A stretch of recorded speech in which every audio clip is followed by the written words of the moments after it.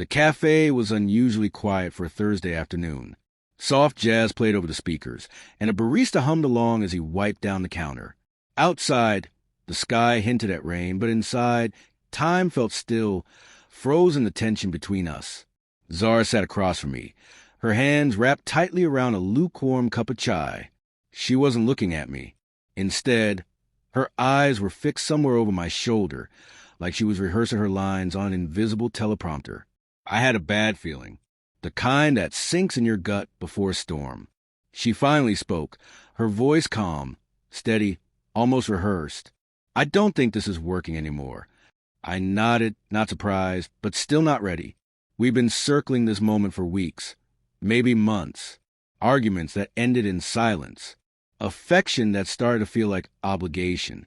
But I hadn't expected the next words. "You're just not a real man, Ayan." The words hit harder than I expected, blunt, precise, and unkind. I blinked. Once. Twice. My mouth opened slightly, then closed. "What do you even say to that?" She continued, as if the silence had given her permission.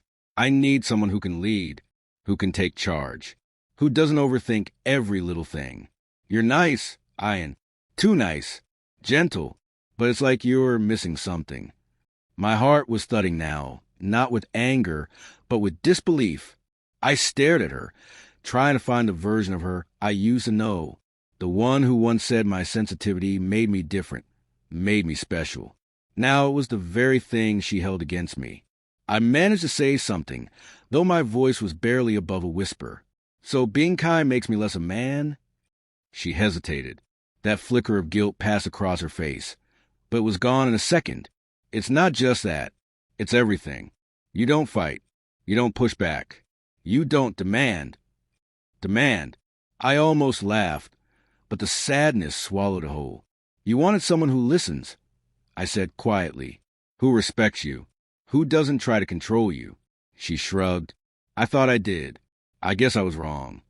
For a moment, we both just sat there. My tea had gone cold. Her eyes were misty, but there were no tears.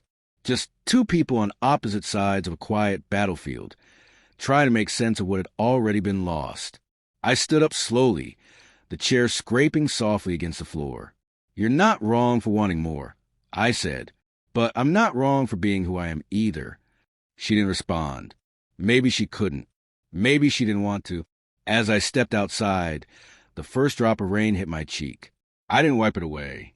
I walked without direction, letting the words echo in my head. "You're not a real man." It wasn't anger I felt. It was something heavier, like being seen through the wrong lens. As if everything I was, empathetic, gentle, patient, was suddenly a flaw instead of strength. For the first time, I wondered if the world would ever allow men like me to exist without apology. And yet, deep down, something inside me stayed firm, quietly defiant. I may not be the kind of man she wanted, but I was still whole, still enough. Before everything fell apart, there was lightness.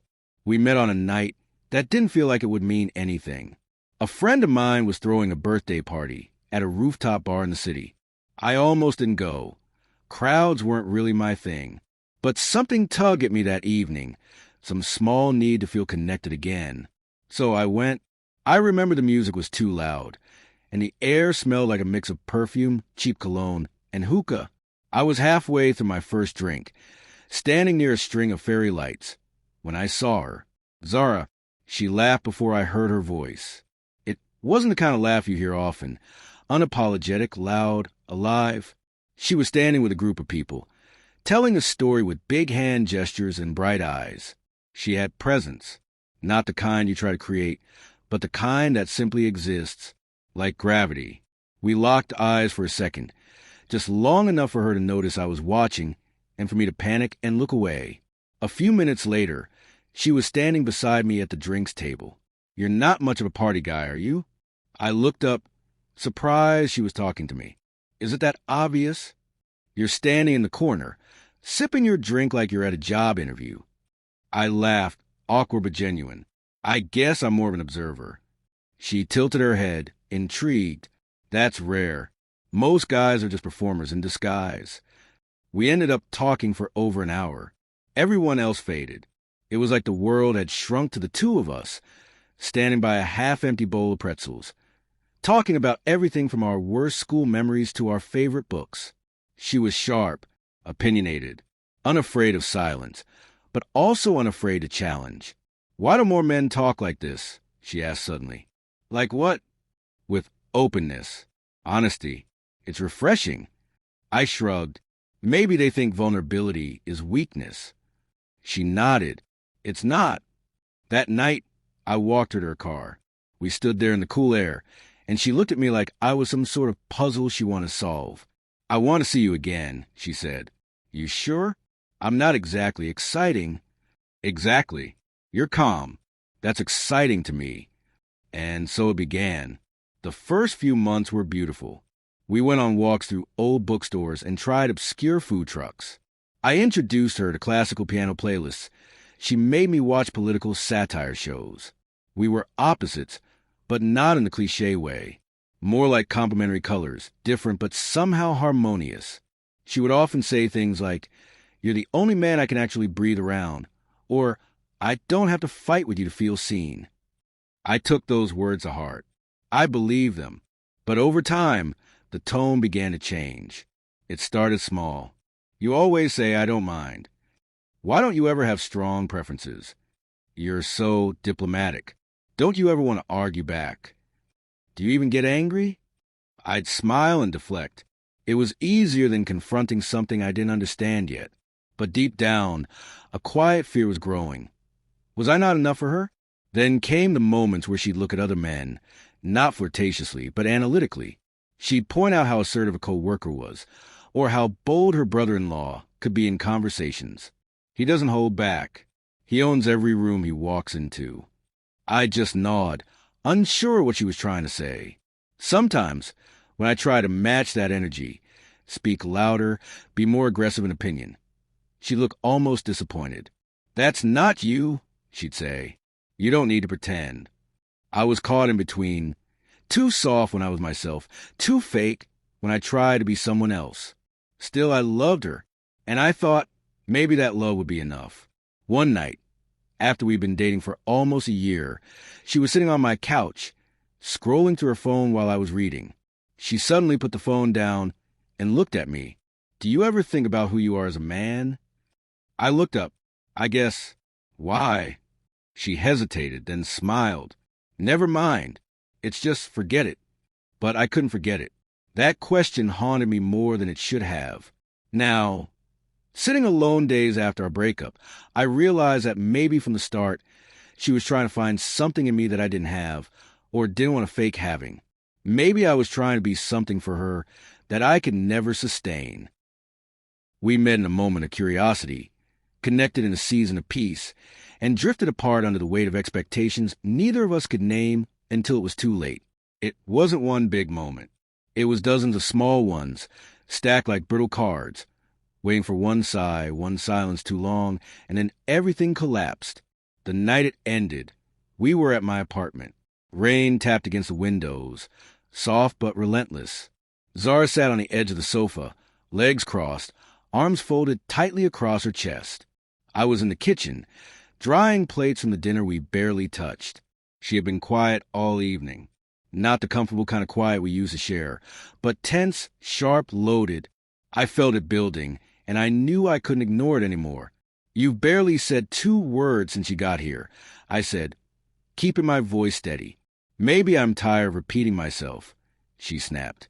I turned slowly, drying cloth in hand. "Then say something different." That set her off. "Different? Okay, how's this? I'm tired of being in a relationship where I feel like I'm the only one driving the car.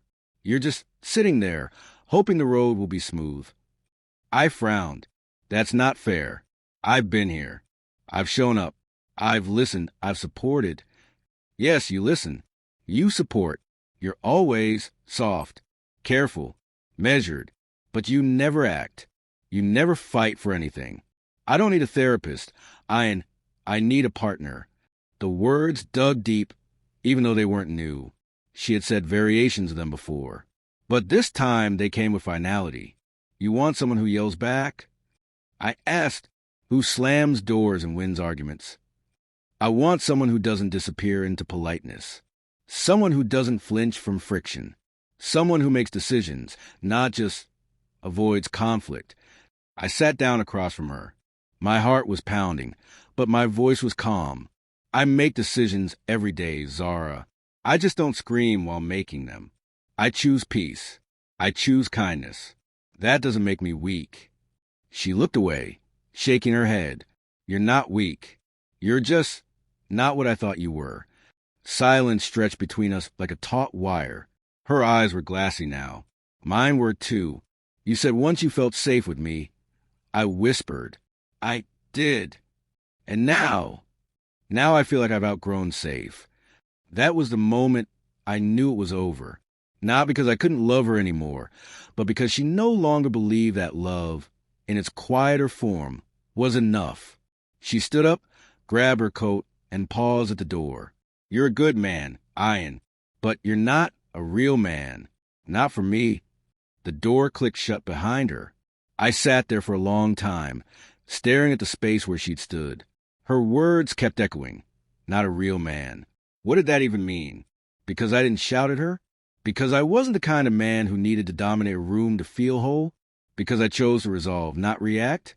I thought back to every time I held her while she cried. Every time I stayed up listening to her fears, her dreams, her rage at the world. Every time I gave her space when she asked for it, even when it hurt. If that wasn't real, what was? The room felt colder than it should have. I leaned back, closed my eyes, and let the silence stretch until it became something else. An ending, yes, but maybe also a beginning.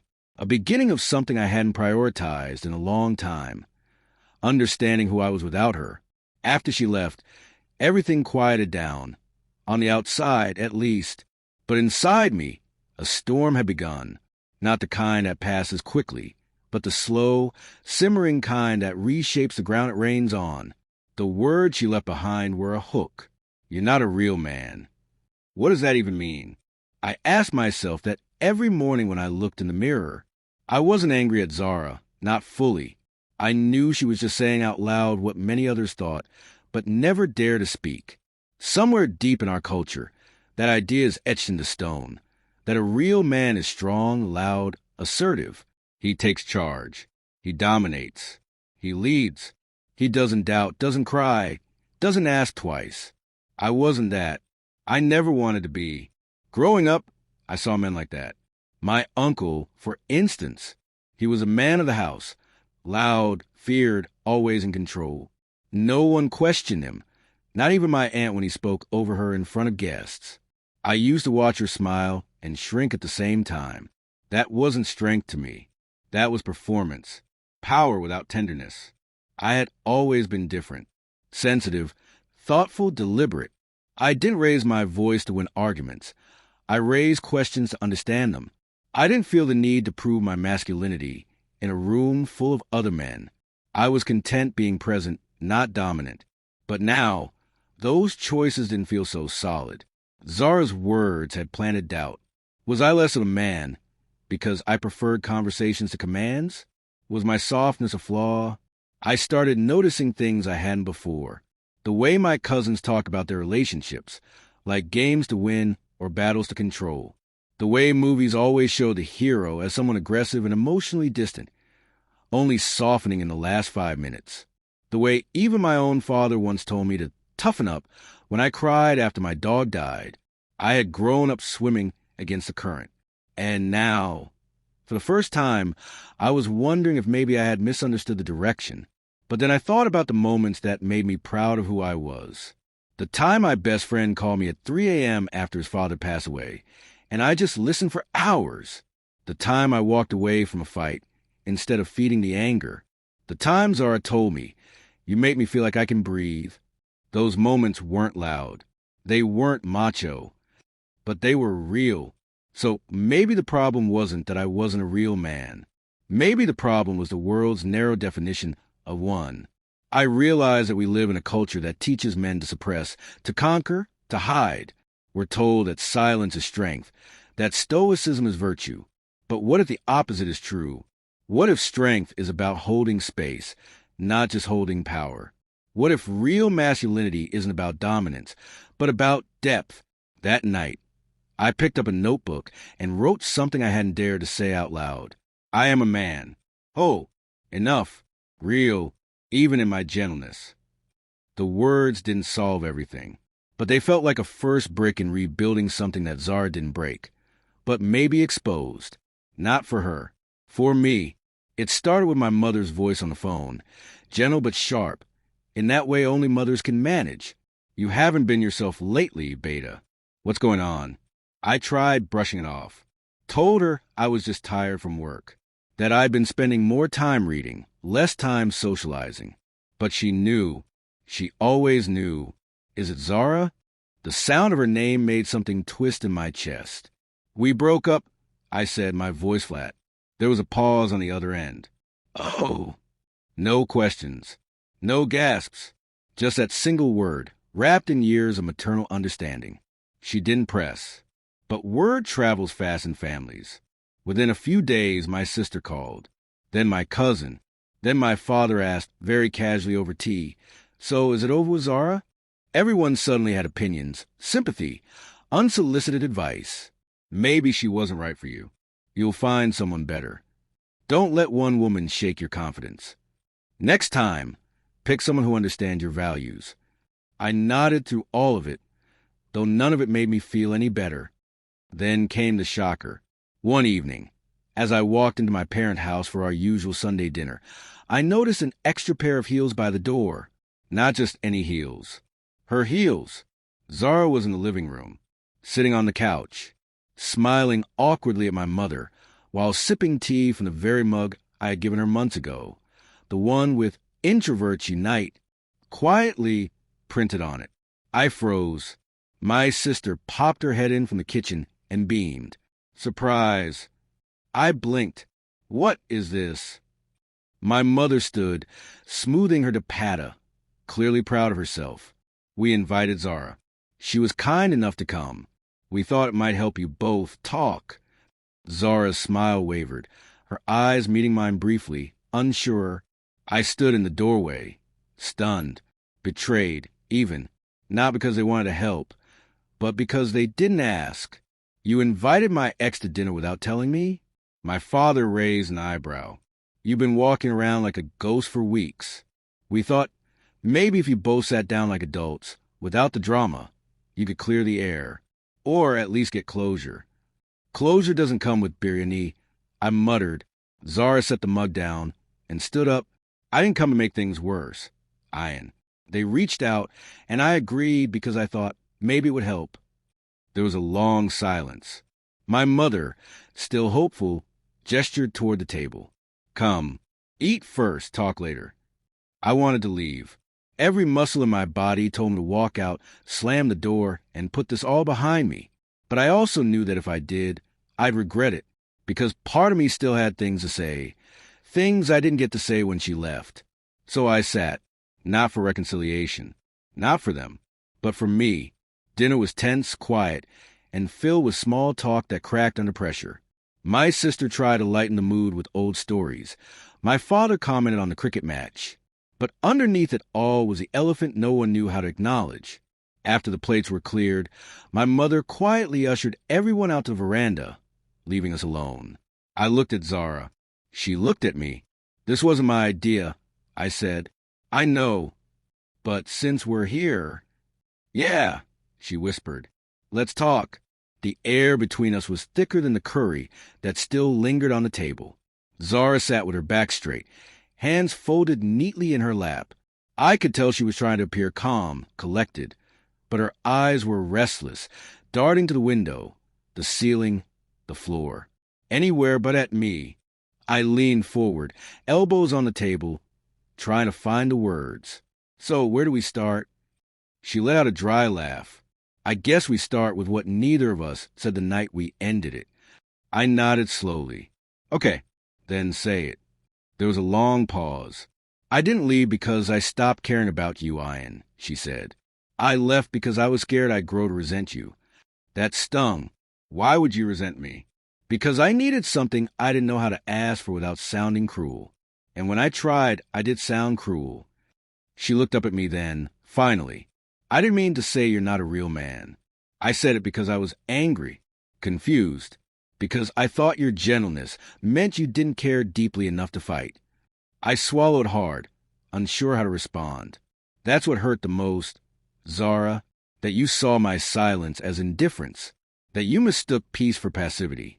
I was fighting, just not with fists or volume. She leaned back, eyes glistening now. You were always steady.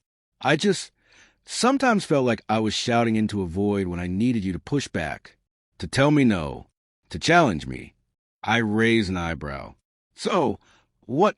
You wanted me to argue more? No. I wanted to feel like you had edges, that I could run into you and bounce back, not sink into you like a soft pillow. Her metaphor landed harder than she probably realized, and maybe for the first time, I started to understand her frustration. I didn't want to become someone I'm not just to meet your chaos, I said quietly. And I didn't want to tone down who I am just to preserve your calm, she replied. We stared at each other, something sharp and honest finally hanging in the air between us. You said I wasn't a real man, I continued, but I think what you meant is that I wasn't your kind of man. Maybe, she admitted. Or maybe I didn't know what kind of man I really wanted until I met you. And she looked down at her hands. And it scared me, because you were everything I thought I needed, until I realized I didn't know what to do with someone who didn't try to control me, who let me exist fully without pushing back. I raised an eyebrow. You left because I gave you freedom? I left because I didn't know how to trust that freedom. I thought you'd never fight for me. But now I see maybe you were fighting the whole time, just not in a way I recognized. I exhaled. For a moment, the weight on my chest lightened. So what now? I asked. Zara gave a tired smile. Now? I don't know. Maybe we sit with the truth for a bit. We both looked toward the window. The night had deepened outside. My mother's wind chimes clinked softly with a breeze. Somewhere down the hall, someone laughed. The world was still spinning, even if ours had paused. Then she added, You know, when your mom called me, I almost said no. I thought it would be humiliating. Or worse, pointless. But I'm glad I came. Me too, I said after a beat. Not because I think we'll get back together, but because I needed this. She smiled faintly. To feel like a real man again? No, I said, shaking my head. To remember that I already am one. There was silence again. But this time it wasn't tense. It was full. A few moments later, she stood up. I should go, she said. Your family's already pretending not to listen from the hallway. I smirked. They're doing a terrible job. She walked toward the door, then paused and turned. I'm sorry for the way I said things, Ayan. And I'm sorry I didn't say enough. We held each other's eyes for a few seconds longer than necessary. Then she left. The door clicked behind her, soft but final. I stood there for a moment, unmoving. My mother peeked her head around the corner. Did it help? Yeah, I said, more than I expected. She smiled knowingly and disappeared into the kitchen. And just like that, the house felt warmer again. Not because anything had been fixed, but because something had been understood. Truth, even when painful, brings peace. Later that night, lying in my bed, I didn't replay the argument. I didn't obsess over what could have been.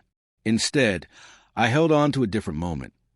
The one where she said she didn't know how to trust the way I loved her. And I realized that wasn't my failure. That was her journey. Mine was just beginning. The morning after the dinner, I woke up to the sound of birds instead of the weight of regret. For the first time in weeks, the silence in my apartment didn't feel hollow. It felt earned. I made my coffee slowly. No music, no scrolling, just the quiet hum of the kettle and my thoughts. Zara hadn't texted. I hadn't expected her to. We'd said what needed to be said. It wasn't a reunion. It was a reckoning, a clearing of fog. As the sun spilled to the window, I sat on the couch and pulled out the notebook I'd left half-filled. I flipped to the page where I had once scrawled, I am a man. Oh, Enough. Real. Now, beneath it, I wrote, I am still that man. But now, I know I don't need to prove it to anyone, not even to her. There was something strangely liberating about accepting the ending. I didn't have to rewrite it or romanticize it. It didn't need to become some tragic loss or a lesson soaked in bitterness. It was just a chapter, and now I was writing the next one. I started going on evening walks again. I picked up the guitar I hadn't touched in months.